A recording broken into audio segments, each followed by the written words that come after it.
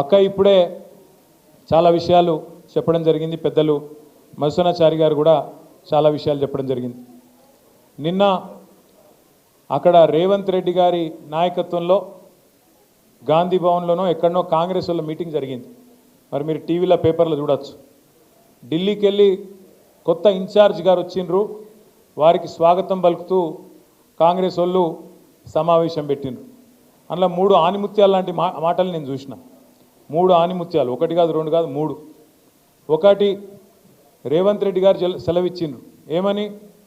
మంచి మైకులలో చెప్పాలి, చెడు చెవుల్లో చెప్పాలి అన్నాడు. నేను రేవంత్ రెడ్డి గారికి చెప్పేది ఏంటంటే, మంచి మైకులో చెబుదామంటే ఫస్ట్ నువ్వు చేసిన మంచి అయితే ఏం లేదు, రెండవది మైకులో చెబుదామంటే కరెంట్ కట్ అవుతుంది. ఏం చేయాలి మరి? మంచి ఆడికెళ్ళి చెప్పాలి, మనం చేసింది ఉంటేనేమో చెప్తే అందుకుంటుంది. ఇక చెడు చెవుల్లో చెప్పుడు మొదలు పెడితే రేవంత్ రెడ్డి గారు, నువ్వు చేసిన చెడు హైడ్రా బాధితుల నుంచి మొదలు పెడితే, భూముల మీద నువ్వు చేస్తున్న దౌర్జన్యాల నుంచి మొదలు పెడితే, ఇవాళ ఆర్ఆర్ ట్యాక్స్ నుంచి మొదలు పెడితే, నీ అవినీతి వల్ల ఇవాళ కుప్పగూలిన శ్రీశైలం సొరంగం నుంచి మొదలు పెడితే, మొన్ననే కొట్టుకపోయిన పెద్దవాగు నుంచి మొదలు పెడితే, లెక్కలేదు మునిగిన వట్టెం పంప్ హౌస్ నుంచి మొదలు పెడితే, చెడు ఎప్పుడు స్టార్ట్ చేస్తే నీ చెవిలా రక్తం గారుతుంది, యాది పెట్టుకొని చెప్తున్నాను నేను. ఎందుకంటే చెడు చెవులో చెప్పాలి, మంచి మైకులో చెప్పాలి అని చెప్పి రేవంత్ రెడ్డి గారు చాలా తెలివిగా చెప్పిన అనుకొని ఆయనదైన డైలాగులు కొడుతున్నాడు. ఇంకా విచిత్రం అనిపించింది నాకు. ఆమె పాపం ఢిల్లీ నుంచి ఒక పెద్ద మనిషి వచ్చింది, ఇన్ఛార్జ్ మీనాక్షి గారు. ఆమె చెప్తున్నారు, మీనాక్షి గారు ఆమె ఎయిర్పోర్ట్లో దిగంగానే కాంగ్రెస్ వాళ్ళట కొంతమంది ఆయనతో ఆమె బ్యాగును మోసేందుకు గురికొచ్చిరట. ఏది? రైల్వే స్టేషన్లో దిగంగానే బ్యాగులు మోసేందుకు గురికొచ్చిరట. చాలా తప్పు, మీరు బ్యాగులు మోయొద్దు, బ్యాగులు మోసి మీ ఆత్మగౌరవాన్ని దెబ్బ తీసుకోవద్దు అంటుంది. అమ్మ మీనాక్షి గారు, మీకు ఏం చెప్పాలి మేము? నీ పక్కన కూర్చున్నాడు బ్యాగులు మోసే గాడికి వచ్చిండు. నీ పక్కన కూర్చున్నాడు బ్యాగులు మోసి అప్పుడు చంద్రబాబు బ్యాగులు మోసిండు, ఇప్పుడు ఢిల్లీకి బ్యాగులు మోస్తున్నాడు. ఇక గాయనని పక్కన కూర్చోబెట్టుకొని బ్యాగులు మోయొద్దు, ఆత్మగౌరవం దెబ్బతింటుంది అంటే ఏం చెప్పాలి ఆ మేడంకి? కాబట్టి మీనాక్షి గారు, వాస్తవాలు తెలుసుకోండి, వాస్తవ ప్రపంచంలోకి రండి అని కోరుతా ఉన్నాం. ఇక నిన్న వాళ్ళ మీటింగ్లో చెప్పరాదు ఇక మాటలు, ఆ కథలు. ఆయన చేసిన మంచి అట చెప్పుకుంటే ఒడిసిపోదట. రేవంత్ రెడ్డి గారు చేసిన మంచి ఏం చెప్పాలి ఆయనకు? ఈ 15 నెలల కాలంలో మీరందరూ వాట్సాప్లు చూస్తున్నారు, యూట్యూబ్లు చూస్తున్నారు. ఇప్పుడు ఇక్కడ వచ్చిన ఆడబిడ్డలు ఒక 200 మంది ఉన్నారు. ఏ ఒక్కల దగ్గర నీకు గొట్టం తీసుకుపోయి వాళ్ళ ముఖం మీద పెట్టుర్రు. ఇప్పుడు వాళ్ళు ఎట్లా మాట్లాడుతుర్రు అంటే, నేను అమ్మతోడు చెప్తున్న, తెలుగు భాషలో గిన్ని తిట్లుంటాయని నాకు తెలియదు. చూస్తుండ్రా అమ్మ ఏమేమి మాట్లాడుతుండ్రో రేవంత్ రెడ్డి గురించి. అరే రే రే, ఏం తిట్లు అవి, ఏం తిట్లు! మనిషి అంటోడు ఇంకోడు రోషం ఉన్నోడైతే ఈ పాటికి ఇక్కడ పాడుబడ్డ బాయి చూసుకొని దుంకి వస్తుండే. కానీ రేవంత్ రెడ్డి కాబట్టి బ్రహ్మాండంగా బతికేస్తున్నాడు. ఇంకా మంచి చేసినా డైలాగులు కొడుతున్నాడు. నేనేమంటున్నా అంటే, అధికారం ఎవరికి శాశ్వతం కాదు. సరే, తెలంగాణ రాష్ట్రం కోసం కేసీఆర్ గారు 14 ఏళ్ళు కష్టపడ్డాడు, కొట్లాడిండు. తెలంగాణలోని అన్ని కులాలు, అన్ని మతాలు, అన్ని పార్టీలు అందరిని ఏకం చేసి ఢిల్లీ పెద్దల మీద ఒత్తిడి తెచ్చి ఆఖరికి సావు నోట్లో తలబెట్టి ఇస్తరా సస్తరా అని చెప్పి మెడ మీద కత్తి పెట్టి మొత్తానికి తెలంగాణ తెచ్చిన నాయకుడు మన నాయకుడు కేసీఆర్ గారు. ఇవాళ ఇప్పుడే అక్క చెప్పింది, తెలంగాణలో ఎవరికి సంతోషం వచ్చినా దుఃఖం వచ్చినా కేసీఆర్నే యాద్ చేసుకుంటానని. ఎందుకు యాద్ చేసుకుంటారంటే, మన ఇంట్లో పెద్ద మనిషి కాబట్టి, మన బాపు లాంటోడు కాబట్టే కేసీఆర్ని ఇవాళ సంతోషం వచ్చినా దుఃఖం వచ్చినా తెలంగాణ సమాజం యాద్ చేసుకుంటున్నది. ఎక్కడ ఒక ముసలవ్వ దగ్గరకు పోయి అడిగినా, అవ్వ పెన్షన్ వస్తుందా అంటే, అవు కొడుక వస్తుంది, నా పెద్ద కొడుకు కేసీఆర్ ఇచ్చిన పెన్షన్ 2000 గదే వస్తుందని చెప్పి ఒక తల్లి చెప్తున్నది. ఒక ఆడపిల్ల తల్లి దగ్గర పోయి, ఏమా నీ బిడ్డ పెళ్ళైందా అంటే, లగ్గం చేసిన కొడుక ₹1,00,000 వచ్చింది కేసీఆర్ ఉన్నప్పుడు, కళ్యాణ లక్ష్మి ఇచ్చిండు, ఆ కాన్పుకు పోతే ఆఖరి కేసీఆర్ కిట్ ఇచ్చిండు అని చెప్పి ఆ తల్లి చెప్తున్నది. ఇట్లా ఏ ఒక్కరిని కదిపినా, రైతు దగ్గర ఏ రైతు దగ్గర కనబడి మీరు అన్న పడ్డాది రైతు బంధు అంటే, ఎక్కడిది, వీడు పచ్చి జూటగాడు ఉన్నాడు, కేసీఆర్ ఉన్నప్పుడే బాగుండే, కేసీఆర్ ఉన్నప్పుడు బ్రహ్మాండంగా ఆడ నాట్లేసే టైంకు దన్న మంచిగా టింగు అనుకుంటా పైసలు పడుతుండే, ఇక ఈయన వచ్చినాక పైసలు లేవు, రైతు బంధు లేదు, ఏం లేదు అని చెప్పి రైతులు తిడతా ఉన్నారు. ఇక ముఖ్యమంత్రి గారికి టింగు అంటే పడది, ఆయనకు టింగు అంటే నచ్చదు. ఎందుకంటే కేసీఆర్ యాదికి వస్తాడు, అందుకే కొత్తది కనిపెట్టిండు. ఏమంటాడు ఇప్పుడు ఆయన? టకీ అంటాడు. మీరు పడతాయి చూడు, 26 జనవరి రాత్రి 12 బజే షురు, మీరు తెల్లారి నిద్రలేసే వరకు మీకు బ్యాంకులో నిండా పైసలు, మొత్తం అసలు ఎక్కడికక్కడ మీరు ఇట్లా తెరుసుడాల్సిన ఇట్లా పైసలు బయటకు వస్తాయని చెప్పిండు. పడ్డాయా పైసలు మరి టకీ మరి పడ్డాయా చెల్లె మీకు 2500 పడ్డాయా? పడ్డాయా అయింది మీకు? శంకర్పల్లిలోకి యాదనగిని ఏమైనా ఇచ్చిండేమి? ఏమి లేవు కదా. టకీమని 2500 దిక్కులేవు. ముసలోళ్ళకు పెన్షన్లను ఆశ పెట్టిండు. ఏమన్నాడు ముసలోళ్ళకు? కేసీఆర్ ముసలోనికి ఇస్తుండు, లేకపోతే ముసలవ్వకి ఇస్తుండు, మీరు నాకు గుద్దుండ్రి, గుద్దుతే ముసలోనికి 4000, ముసలవ్వకు 4000, ఇంట్లో ఇద్దరు ఉంటే ఇద్దరికి 4000 ఇస్తా అని చెప్పిండు. పడుతున్నాయా మరి టకీమని 4000? టకీ లేదు, టుకీ లేదు. మళ్ళీ రైతులకు చెప్పిండు కేసీఆర్ 10,000 ఇస్తుండు బిచ్చం ఇచ్చినట్టు, నేను 15,000 ఇస్తా అన్నాడు. వచ్చిందా 15,000 కన్నా? రైతు కూలీలకు 12,000 అన్నాడు. ఇక మా ఆడబిడ్డలకు కొద్దిగా బంగారం సెంటిమెంట్ ఉంటుంది కదా, దాన్ని పట్టిండు. పట్టి ఏం చేసిండు? కేసీఆర్ ₹1,00,000 ఇస్తాడు. అది కూడా ఎప్పుడు ఇస్తుండు కేసీఆర్? పిల్లలు పుట్టినకి ఇస్తుండు. మీరు నా కోటెత్తే లగ్నపత్రిక పెట్టుకోగానే తులం బంగారం ఇస్తా అని చెప్పిండు. వచ్చిందా తులం బంగారం వాళ్ళకన్నా?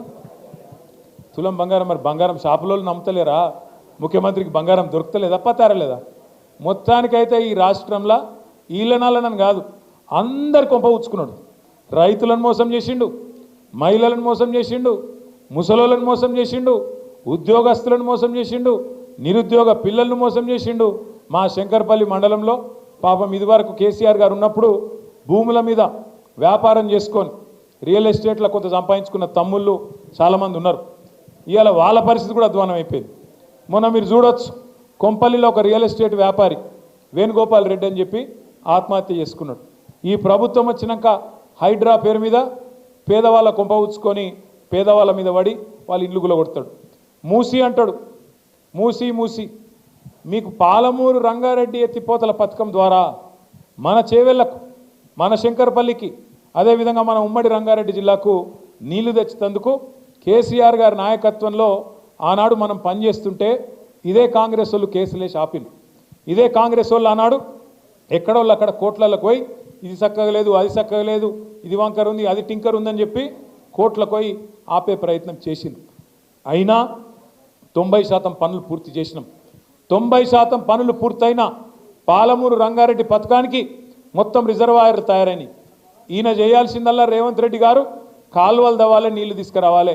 ఆడికెళ్ళి శ్రీశైలంకి వెళ్ళి మన చేవెళ్ళ దాకా నీళ్లు తెచ్చే సౌలతు ఇంకొక 10 పైసలు ఖర్చు పెడితే, 90 పైసలు కేసీఆర్ ఖర్చు పెట్టిండు, ఒక 10 పైసలు ఖర్చు పెడితే మీకు నీళ్ళు వస్తాయి. కానీ ఆయనకు అది ఇష్టం లేదు, ఆ నీళ్ళు ఇయ్యడట. కానీ మూసీ చేస్తారట, మూసీని సుందరవనం చేస్తారట. ఏది వికారాబాద్ అడవులల్లా మొదలయ్యే మూసీని కిందికి తీసుకుపోయి మూసీని నందనవనం చేస్తా, అద్భుతం చేస్తా అని చెప్పి రేవంత్ రెడ్డి గారు అంటున్నారు. నేను అడుగుతా ఉన్నా, మూసీతోని పారే ఎకరాలెన్ని, మూసీతోని సాగయ్యే ఎకరాలెన్ని, దాంతో బాగయ్యే రైతులు ఎంతమంది, మూసీ వల్ల సృష్టించే సంపద ఎంత, దీనివల్ల ఏం జరుగుతుంది, ఈ రాష్ట్రానికి ఈ నగరానికి లాభం ఏంది అంటే సమాధానం చెప్పడు. ఎందుకంటే ఆయనకు స్పష్టత ఉంది. 90 పైసలు ఆల్రెడీ అక్కడ ఖర్చు పెట్టినాం పాలమూరు రంగారెడ్డి పోతల పథకంలో. అది పూర్తి చేస్తే కూడా రేవంత్ రెడ్డికి పైసలు రావు, కమిషన్లు దొరికాయి. అందుకే ఏం చేయాలి, మూసీ అని ఒక రంగుల సినిమా, రంగుల కళ చూపెట్టి దానిలో 1,50,000 కోట్లు ఖర్చు పెట్టి అందులో ఒక 50,000 కోట్లో 70,000 కోట్లో దండుకోవాలి, ఢిల్లీ పెద్దలకు పంపించాలి, నా కుర్సీ కాపాడుకోవాలనే ఒకే ఒక్క తాపత్రయంతో, ఢిల్లీకి మూటలు పంపాలనే ఒకే ఒక్క తాపత్రయంతో ఈ ముఖ్యమంత్రి గారు పనిచేస్తూ ఉన్నారు. ఆలోచన చేయండి మీరు దయచేసి. మన ఉద్యమ కాలంలో నీళ్లు, నిధులు, నియామకాలు అని మాట్లాడినాం. నీళ్లు, నిధులు, నియామకాలు. కేసీఆర్ నాయకత్వంలో నీళ్ల విషయంలో ఇంటింటికి మంచిళ్ళు తెచ్చుకున్నాం. నీళ్ల విషయంలో గోదావరిలో, కృష్ణలో ఇటు కాళేశ్వరం కట్టుకున్నాం, 100% పూర్తయింది.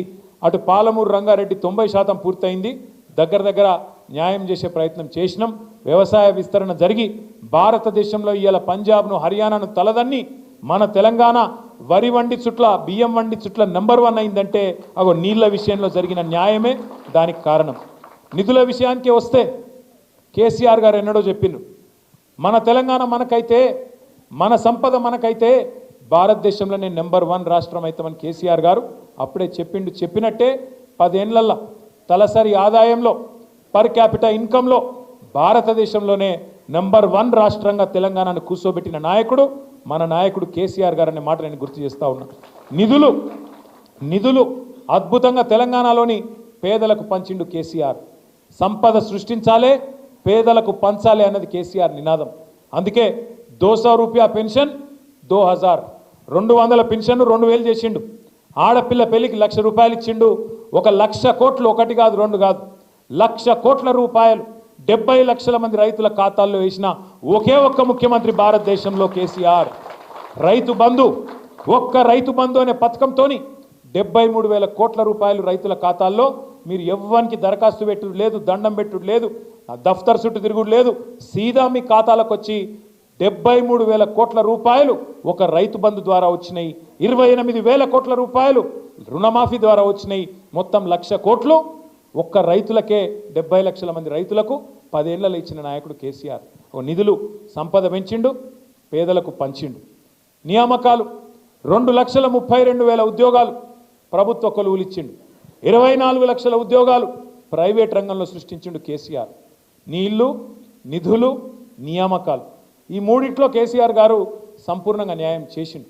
మరి వీళ్ళేం చేస్తాను?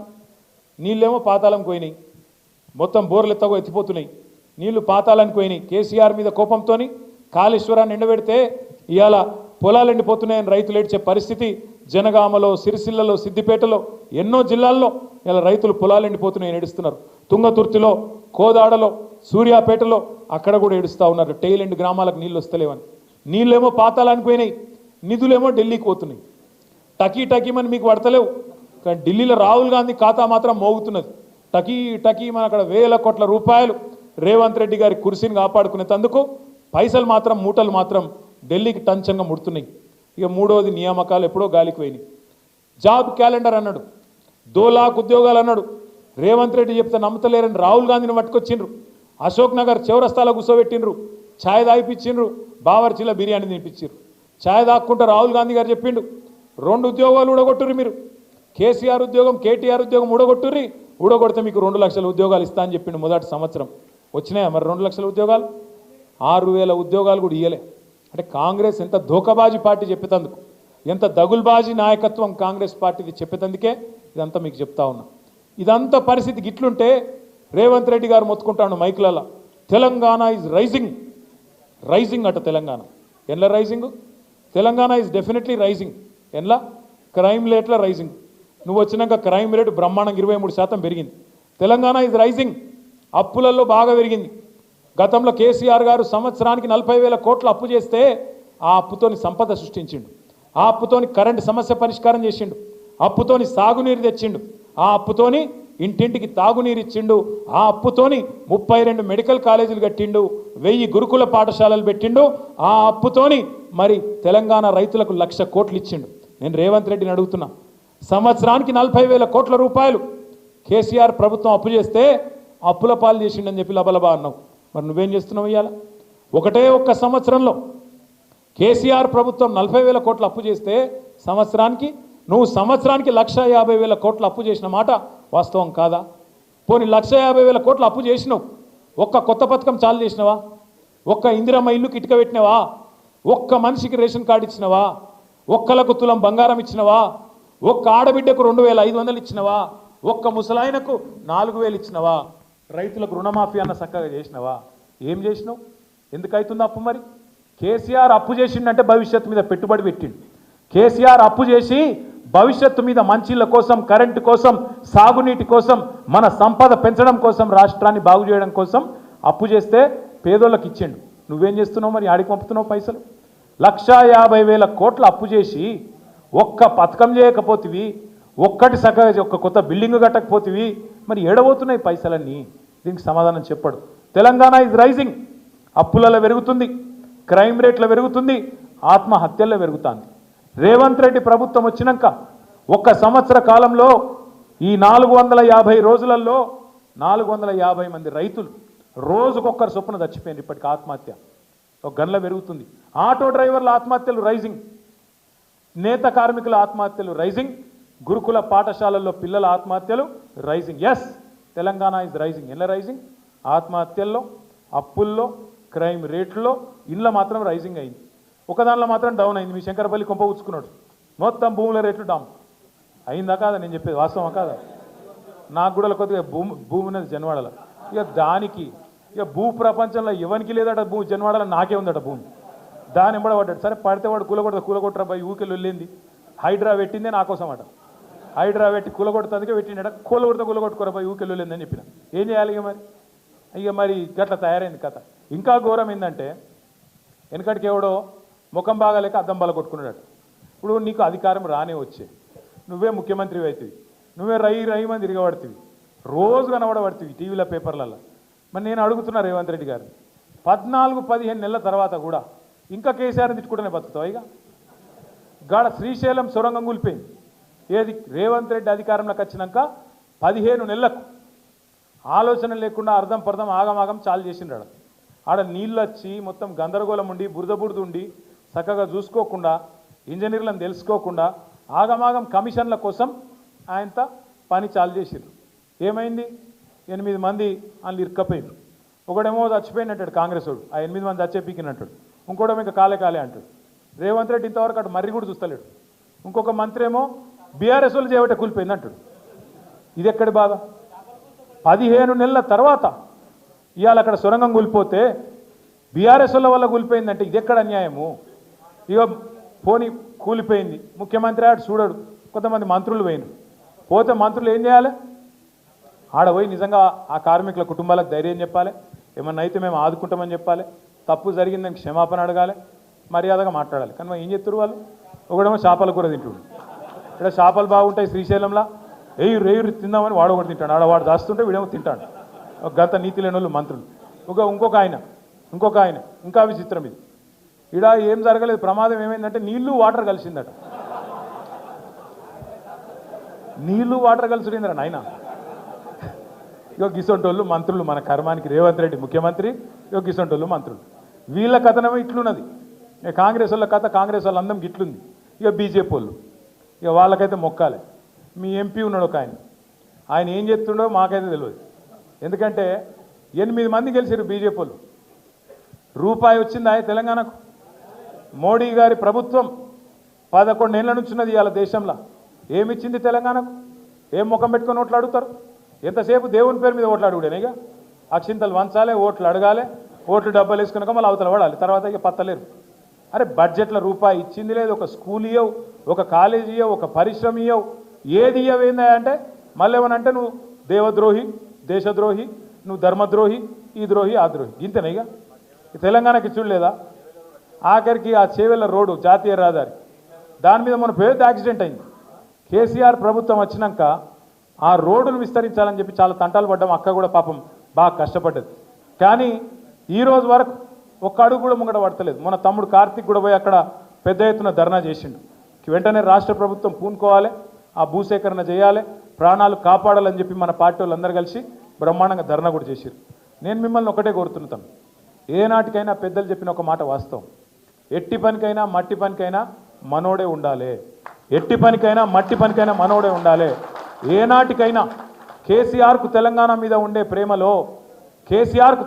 ఉండే ప్రేమలో 1% కూడా కాంగ్రెస్ వానికి బీజేపీ వానికి ఉంటుందా మీరు ఆలోచన చేయాలి ఎన్నటికైనా ఈ రాష్ట్రానికి ఈ రాష్ట్ర ప్రజలకు రాష్ట్ర ప్రయోజనాలకు శ్రీరామ రక్ష ఖచ్చితంగా కేసీఆర్ నాయకత్వం తప్ప బీజేపీ వంతోని కాంగ్రెస్ వంతోని ఎన్నటికీ కూడా ఏం కాదు మీరు యాద పెట్టుకోవాలి ఇలా 8 మంది కాంగ్రెస్ ఎంపీలు 8 మంది బీజేపీ ఎంపీలున్నా రాష్ట్రానికి వచ్చింది గుండు సున్నా అంటే ఖచ్చితంగా అక్కడ కొట్లాడేటోడు లేకపోవడం ఆడ కేసీఆర్ దళం కేసీఆర్ బలం కేసీఆర్ గలం లేకపోవడమే దానికి కారణం ఇలా మనోళ్ళని మనమే ఓడించుకొని మంది ముంగట దరఖాస్తులు పెట్టే దౌర్భాగ్యం మనకెందుకు మనోళ్ళని ఒడగొట్టుకోవాలి ఎంపీలను వేరే వాళ్ళని పంపాలి ఆగమాగమై మళ్ళీ వాళ్ళ కడవై దరఖాస్తు పెట్టాలి అన్న ఇది కావాలి అది కావాలి అదే మనోడు ఉన్నాడు అనుకో బరాబర్ అడుగుతాం అన్న ఇది కావాలి అంటాం అదే వాడనుకో సారు ఇది కావాలని అడగాలి అందుకే నేను అనేది దయచేసి భవిష్యత్తులో అక్క చెప్పినట్టు అది పంచాయతీ ఎన్నికైనా పార్లమెంట్ ఎన్నికైనా ఎగరాల్సింది గులాబీ జెండానే అట్లయితేనే తెలంగాణ నిలుస్తుంది తెలంగాణ గెలుస్తుంది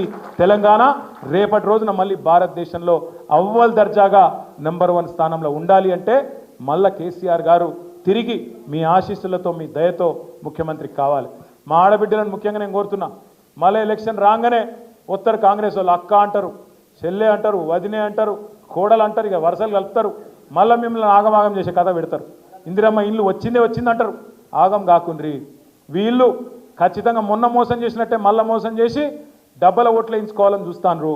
వాళ్ళు మళ్ళీ ఓట్ల తర్వాత ఎవడు మళ్ళీ 4 ఏళ్ళు కనబడడు. తప్పకుండా అందుకే జాగ్రత్తగా ఉందాం. మన ఇంటి పార్టీ, మన తెలంగాణ పార్టీ, మన బీఆర్ఎస్ పార్టీని గెలిపించుకొని ఖచ్చితంగా పంచాయతీ ఎన్నికైనా పార్లమెంట్ ఎన్నికైనా కేసీఆర్ గారి నాయకత్వాన్ని బలపరుద్దామని చెప్పి